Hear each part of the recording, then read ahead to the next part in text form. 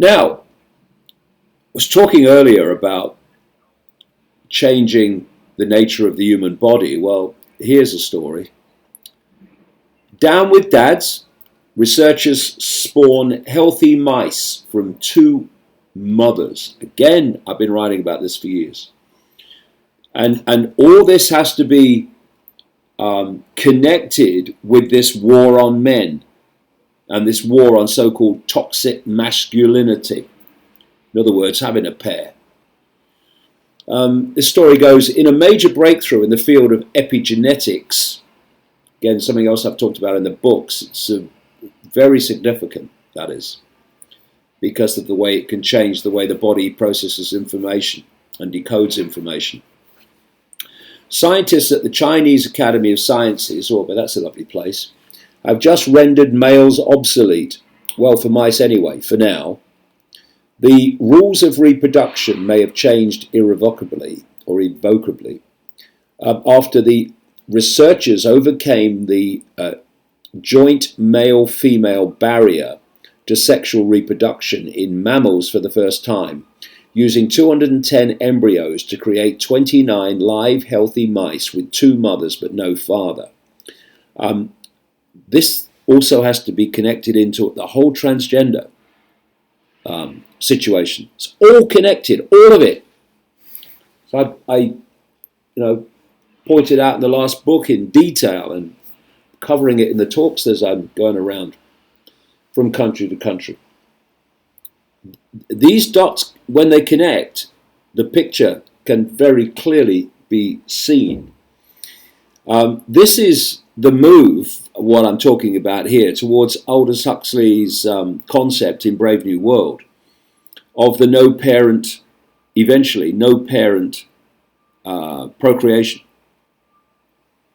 done through technological means. We're interested in the question of why mammals can only undergo sexual reproduction. Well, why, said the study's senior co-author, who has a very long Chinese name. I'm not even going to have a go at it. But sperm-free reproduction is common among insects, the story says, fish and lizards, but not in mammals. So we wanted to know why. Well, why? What's the point? Mammals procreate in a certain way, so, okay, and? But no. Got to not only understand it, you've got to go beyond it, which is what this agenda is really all about. The team concentrated on roughly 100 genes that were activated when they come from both parents, but rely on each other for correct development. However, using only genetic material harvested from two female mice, the team began deleting certain key sequences in the DNA of embryonic stem cells using a genetic cutting tool. And this is what is going on with the development of a completely new human body that will not be male or female. And that's why transgender has just exploded everywhere, including the language. Now, on that story or subject, Creepy Survey asks fifth graders about their sex lives. Parents at Vermont Elementary School were livid after learning that their 10-year-old children were queried about their sexual history and gender identity without their permission as part of a university research project. Well, see, this is the other thing. Not only are parents being genetically taken out of the game with all this stuff that's developing, they are being literally taken out of the game in terms of decision making with regard to their children. They're being done by the state more and more and more. Or these children being taken from their parents for spurious reasons that I talked about last week. 10 fifth grade students at Windsor State Street School were asked to fill out a survey inquiring about their biological sex, how they identify their sexual preferences, and whether they had a romantic relationship with a sexual partner within the last year. These are 10-year-olds. The survey was administered on behalf of the Women's Information Service. Can they say women in their title these days? A non-profit domestic violence prevention and advocacy group. Well, what's that got to do with this? Parents complained they never received notice through Principal Tiffany Casano. She stated in a letter that had been sent home with the option to opt out of the survey. But that's what's going on. Just complete and utter madness. But we're going to another stage of madness now. And there's 3 stories that have happened this week. This is how fast it's happening. Women's sport is being destroyed by transgender because transgender men, male men body, are being allowed to take part in women's sport. Now, of course, what could go wrong? Well, a few things, and I'll build up to the most extreme.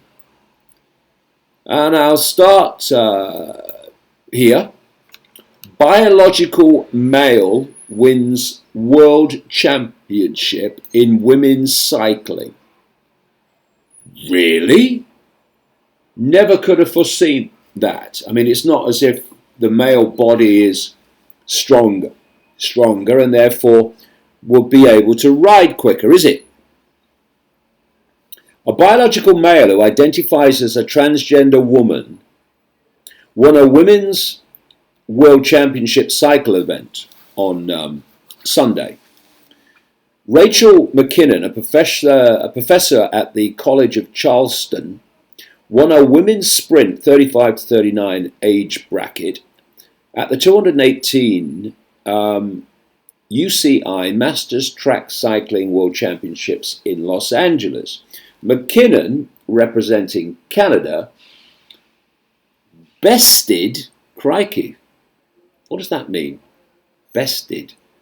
I don't know what it means, but it's a strange word. Beat, shall we say, Caroline van Erikhuizen of the Netherlands and American cyclist Jennifer Wagner to take home the gold. McKinnon celebrated victory on Twitter, writing, "First transgender woman world champion ever." Well, you won't be the last, mate, will you? I mean, it's crazy. It's destroying women's sport. Women are competing in a playing field that tests their abilities within their physical area of operation. Men do the same against men. But because men are bigger and stronger, the vast majority anyway, you can test your abilities against like people on a flat playing field. Once you start crossing men, never mind if they call themselves women or not, once you start crossing men over to the women's sports finished. What chance has a woman got of winning weightlifting, for instance, against transgender men? Ridiculous. It's insane. But insanity is becoming the norm. The more they bring it in, the more it becomes familiar. And sanity becomes the norm. So let me go on to this other story. And this is related. A woman who lost a world championship cycling race to a biological male who identified as a transgender woman criticized the result as unfair. Jennifer Wagner, who was beaten, as I said, was bested, by this transgender male body claiming to be a woman. She said it's definitely not fair that she was forced to compete against Rachel McKinnon, the male cyclist in the women's event. Well, of course it wasn't. I was in third place, she said. It's definitely not fair, she wrote on Twitter. And the other lady who came second, the Netherlands lady, says that the winner had won an honest race. Well, obviously, clearly they hadn't, because they don't have the same type of body. Thus, it's not an even playing field. No one, this is the lady from the Netherlands, no one is a transgender to steal anyone's medal. Well, maybe they're not. But it's not fair for women to have to compete like that. And the best thing that women sportswomen can do, and some have done this and been effective, is simply refuse to compete. Refuse to compete against transgender males. So there wouldn't be a competition then. So all these people that run it and make these decisions to bring transgender males in against women, they wouldn't have a competition. The answer's always there. But no, you get people like this lady from the Netherlands saying we had an honest race under the rules. If you compete, you accept the rules, otherwise don't compete. What kind of idea is that? If the rules are rigged, well, don't compete then. Stop moaning. Well,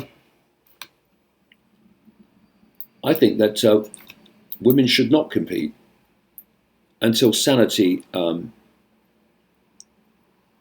returns at some point. Now, I said I was leading somewhere with this, and I am, to this story. Okay, I mean, how was this predictable? You've got to understand. I mean, who could have seen it coming? Transgender MMA fighter, these are the people that fight in the cages, breaks female opponent's skull.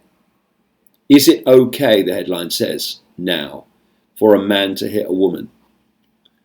In 2014, Fallon Fox, a transgender MMA fighter, beat his female opponent, Tamika Brent, so severely that she suffered a broken skull and concussion before being KO'd. Or technically KO'd. The fight lasted one round and was over in almost 2.5 minutes. It's not easy viewing, but the entire fight, including the bloody end, can be viewed here. It's a video. In an interview following the fight, Brent said, "I've fought a lot of women and I've never felt the strength that I felt in a fight that I did last night." This was against the transgender man claiming to be a woman. "I can't answer whether it's because she was born a man or not." Well, it clearly was. "Because I'm not a doctor," she says. "I can only say I've never felt so overpowered ever in my life, and I am an abnormally strong female in my own right. I disagree with fox fighting. Any other job or career, I say have a go at it. But when it comes to a combat sport, I think it just isn't fair. And it is certainly not, but it is certainly absolutely insane